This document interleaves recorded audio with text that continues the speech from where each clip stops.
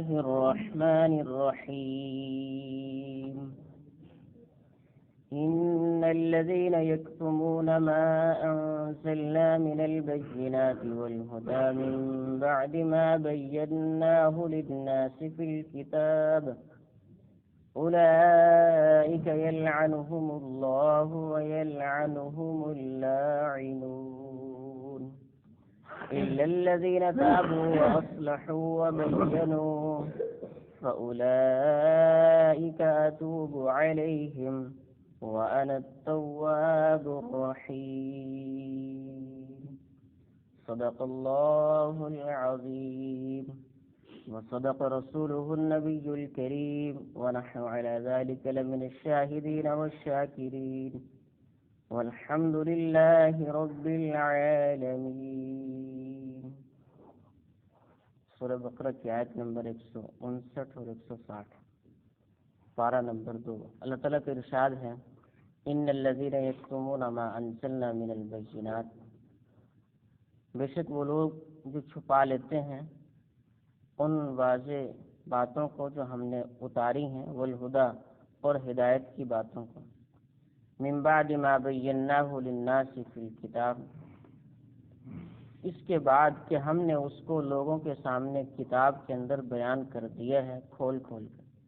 اولئک یلعنہم اللہ، یہی لوگ ہیں جن پر اللہ کی لعنت ہے، ویلعنہم اللاعنون، اور انہی کے اوپر لعنت کرنے والوں کی لعنت ہے، یعنی سب انسانوں کی ان کے اوپر لعنت ہے۔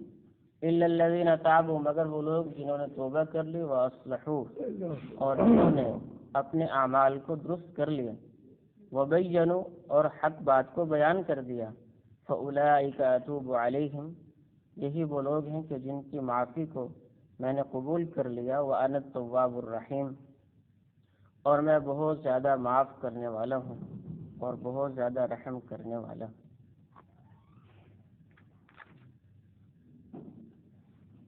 ان الذین یکتمون ما انزلنا من البینات والہدی، اس آیت کا شان نزول۔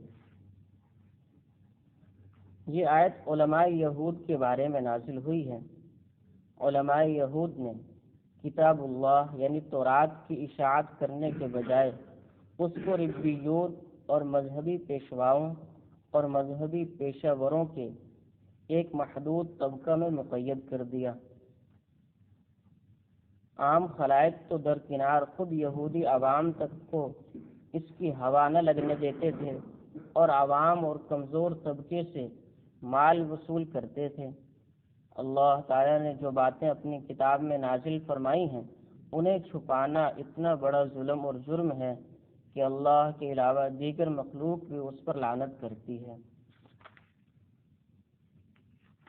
اس آیت میں میرے دوستو اللہ تعالیٰ نے بیان کیا ہے کہ جو اللہ کی طرف سے احکامات نازل کیے گئے ہیں اور جو ہدایت کی باتیں نازل کی گئی ہیں ان کو چھپانا سخت جرم ہے، ان کو چھپانا سخت جرم ہے۔ آیت مذکورہ میں ارشاد فرمایا گیا ہے کہ اللہ تعالیٰ کی طرف سے جو ہدایات بینات نازل کی گئی ہیں ان کا لوگوں سے چھپانا اتنا بڑا جرم عظیم ہے کہ اس پر اللہ تعالیٰ بھی لعنت کرتے ہیں اور تمام مخلوق لعنت بھیجتی ہے۔ اس سے چند احکام حاصل ہوئے۔ اول یہ کہ جس علم کے اظہار اور پھیلانے کی ضرورت ہے اس کا چھپانا حرام ہے۔ ایسا علم جو لوگوں کے لیے ضروری ہے اور لوگوں کو پتہ ہونا اس کا ضروری ہے، تو ایسے علم کو چھپا لینا یہ حرام ہے۔ رسول کریم صلی اللہ علیہ وسلم کا ارشاد ہے من سئل عن علم يعلمه فكتمه الجمه اللہ یوم القیامت بلجام من النار۔ حضرت ابو ہریرہ رضی اللہ تعالیٰ عنہ اور عمرو بن عاص رضی اللہ تعالیٰ عنہما اس کو روایت کرتے ہیں۔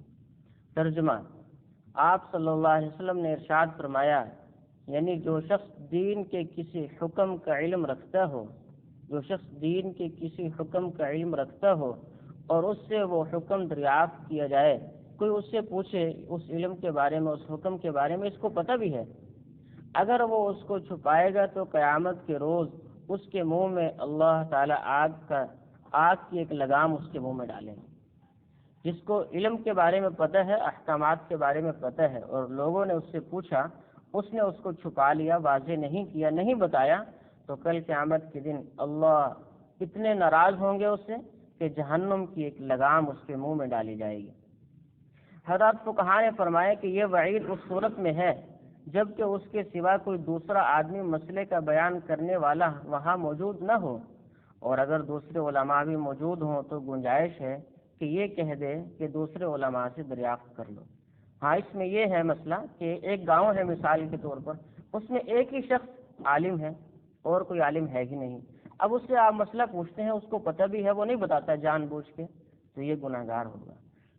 تو یہ کیا ہوگا جی؟ گناہ گار ہوگا۔ ہاں، اگر اس گاؤں میں، اس دیہات میں، اس شہر، اس علاقے میں ایک عالم نہیں، دو نہیں، زیادہ ہیں، کافی زیادہ ہیں، تو اگر ایک سے آپ نے مسئلہ پوچھا، اس نے نہیں بتایا، اس نے کہا دوسرے سے پوچھ لیں، تو اب یہ گناہ گار نہیں ہوگا، اب یہ گناہ گار نہیں ہوگا۔ تو دوسرے جب موجود ہیں تو آپ ان سے پوچھ لیں، تو یہ لازمی تو نہیں ہے کہ اسی سے پوچھنا فرض ہو چکا ہے، دوسرے سے بھی پوچھ سکتے ہیں۔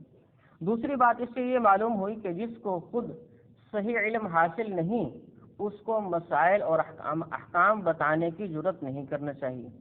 یہ بھی بہت بڑی بات ہے کہ جس کو مسئلے کا پتہ ہی نہیں ہے وہ لوگ بیان کرتے پھرتے ہیں۔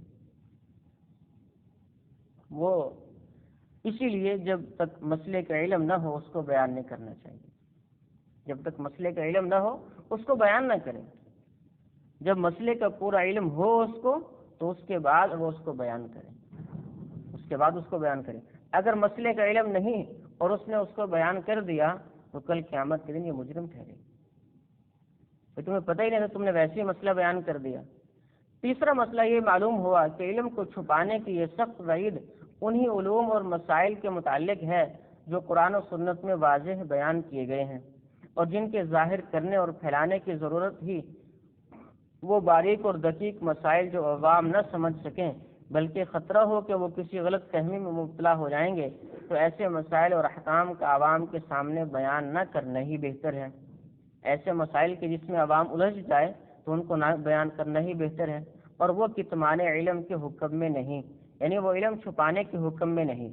تو آیت مذکورہ میں جو قرآن میں لفظ آیا ہے من البینات والہدی، اس سے اسی کی طرف اشارہ پایا جاتا ہے، یعنی ایسے ہی مسائل کے متعلق حضرت عبداللہ بن مسعود رضی اللہ تعالیٰ عنہ نے فرمایا کہ تم اگر عوام کو ایسی حدیثیں سناؤ گے جن کو وہ پوری طرح نہ سمجھ سکیں تو ان کو فتنہ میں مبتلا کر دو گے۔ اسی طرح صحیح بخاری میں حضرت علی کرم اللہ وجہہ سے منقول ہے، حضرت علی رضی اللہ عنہ سے منقول ہے، انہوں نے فرمایا کہ عام لوگوں کے سامنے صرف اتنے ہی علم کا اظہار کرو جس کو ان کی عقل اور فہم برداشت کر سکے۔ کیا تم یہ چاہتے ہو کہ لوگ اللہ اور اس کے رسول صلی اللہ علیہ وسلم کی تکذیب کریں؟ کیونکہ جو بات ان کی سمجھ سے باہر ہوگی ان کے دلوں میں اس سے شبہات اور خدشات پیدا ہوں گے اور ممکن ہے کہ اس سے انکار کر بیٹھیں۔ اس سے معلوم ہوا کہ عالم کی یہ بھی ذمہ داری ہے کہ مخاطب کے حالات کا اندازہ لگا کر کلام کرے۔ جس شخص کے غلط فہمی میں مبتلا ہونے کا خطرہ ہو اس کے سامنے ایسے مسائل بیان ہی نہ کرے۔ اسی لیے حضرات فقہا بہت سے مسائل کے بیان کے بعد لکھتے ہیں ھذا مما یعرف ولا یعرف، یعنی یہ مسئلہ ایسا ہے کہ اہل علم کو خود تو سمجھ لینا چاہیے مگر عوام میں پھیلانا نہیں چاہیے۔ ایک حدیث میں آتا ہے لا تمنعوا الحکمت اہلھا فتظلموہم ولا تضعوها فی غیر اہلھا فتظلموها، یعنی حکمت کی بات کو ایسے لوگوں سے نہ کرو، حکمت کی بات کو ایسے لوگوں سے نہ روکو جو اس بات کے اہل ہوں۔ اگر تم نے ایسا کیا تو ان لوگوں پر ظلم کیا، اور جو اہل علم نہیں ہیں ان کے سامنے حکمت کی باتیں نہ رکھو، کیونکہ اس صورت میں اس حکمت پر ظلم ہوگا۔ حکمت کی بات ہے تو ایسے لوگوں کو بتاؤ جو سمجھ بھی سکے، جن کو سمجھ ہی نہ ہو تو پھر اس میں غلطی کا احتمال ہے اور اس کا خدشات اور خطرات میں پڑ جانے کا احتمال ہے۔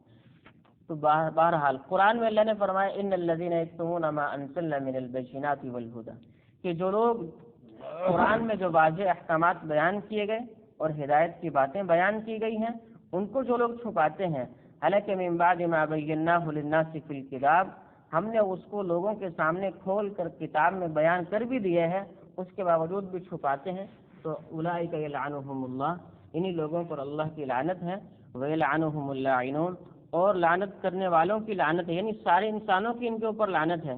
یہ پہلے بتا دیا گیا کہ یہودی علماء کے بارے میں یہ آیت نازل ہوئی تھی کہ وہ اپنے عوام سے مسائل کو چھپا لیتے تھے، اور بعض دفعہ تو ایسے کرتے کہ ان کے جو مناسب مسائل ہوتے، جو ان کو اچھے لگتے وہ بتا دیتے، جو ان کو اچھے نہ لگتے وہ نہ بتاتے، یا جو عوام ہوتی اس کے لیے مسائل الگ ہوتے اور جو خواص ہوتے ان کے لیے مسائل الگ ہوتے۔ خواص سے پیسے لیے اور ان کو مسئلہ اپنی طرف سے تبدیل کر دیا، اور عوام کے لیے مشکل مسئلہ بیان کر دیا۔ تو یہ یہودی علماء کے بارے میں نازل ہوئی۔ اللہ نے فرمایا کہ ایسے لوگوں پر اللہ کی بھی لعنت ہے اور سارے لعنت کرنے والوں کی لعنت ہے۔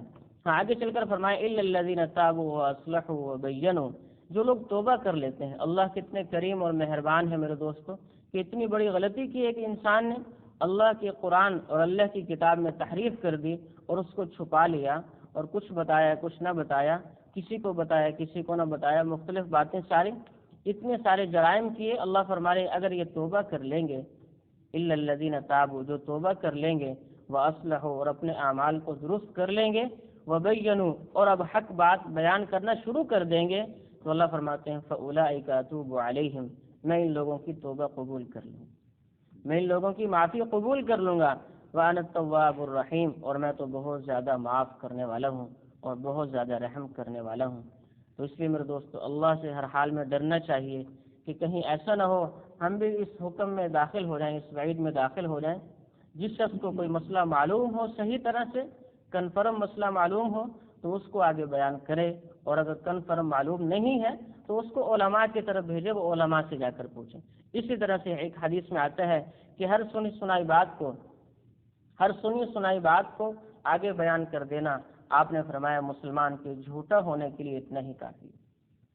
کفا بالمرء کذبا ان یحدث بكل ما سمع، یہ حدیث کے الفاظ کہ آدمی کے لیے جھوٹا ہونے کے لیے اتنا کافی ہے کہ جو بات سنی آگے پھیلا دی۔ آج کل تو میرے دوستوں موبائل کا دور ہے اور نیٹ کا دور ہے، اور اس میں جو ہے نا ایک بات آپ نے بیان کی اور پتہ نہیں کتنے لوگوں نے سنی، کہاں تک وہ بات گئی ہے۔ اگر وہ جھوٹ ہوگی تو پہلے والے کو سارا گناہ ہوگا، اور جنہوں نے آگے اس کو بھیجا ہے ان کو بھی گناہ ہوگا، جب تک اس کی تحقیق نہیں کی، تصدیق نہیں کی، ایسے ہی بات کو آگے پھیلا دیا۔ تو آپ نے فرمایا کہ یہ انسان جھوٹے ہے، اس کے جھوٹا ہونے کے لیے اتنا ہی کافی ہے۔ تو ہر بات کو تحقیق کرنی چاہیے، اس کی تصدیق کرنی چاہیے، پتہ ہو کہ یہ بات کیسی ہے اور کہاں سے کس نے کہا ہے۔ تو آج کل میرے دوستو اس بات کی بہت ضرورت ہے، کوئی بات بھی ایسے بیان نہ کی جائے کہ جس کے سخت وعید میں ہم داخل ہو جائیں، وہ غلط بات ہو یا جھوٹ بات ہو۔ اور اللہ کے نبی نے تو یہاں تک فرمایا کہ جس نے میرے اوپر جھوٹ باندھا، من کذب علی متعمدا فلیتبوأ مقعدہ من النار، کہ جو میرے اوپر جھوٹ بولے گا تو وہ اپنا ٹھکانہ جہنم میں بنا لے۔ جھوٹی حدیث بیان کی تو آپ نے فرمایا اپنا ٹھکانہ جہنم میں بنا لے۔ تو اس لیے اللہ ہم سب کو عمل کی توفیق عطا فرمائے اور صحیح معنی میں دین کو سمجھنے اور آگے پھیلانے والا بنائے۔ وما علینا الا البلاغ۔ اللهم لك الحمد كما أنت أهله، وصل وسلم على سيدنا محمد كما أنت أهله، وفعل بنا ما أنت أهله، اللهم إنك أهل التقوى وأهل المغفرة. لا إله إلا الله الحليم الكريم، سبحان الله رب العرش العظيم، الحمد لله رب العالمين. نسألك موجبات رحمتك وعزائم مغفرتك والغنيمة من كل بر والسلامة من كل إثم. لا تدع لنا ذنبا إلا غفرته، ولا هما إلا فرجته، ولا دينا إلا قضيته، ولا ضرا إلا كشفته، ولا مريضا إلا شفيته، ولا ضالا إلا هديته، ولا حاجة من حوائج الدنيا والآخرة هي لك رضا إلا قضيتها ويسرتها يا أرحم الراحمين. اللهم انصرنا ولا تنصر علينا، اللهم امكر لنا ولا تمكر علينا، اللهم زدنا ولا تنقصنا، اللهم لا تسلط علينا من لا يرحمنا، اللهم اكفناهم بحلالك عن حرامك واغننا بفضلك عمن سواك. وصلى الله تعالى على النبي الكريم وعلى آله وأصحابه أجمعين، آمين برحمتك يا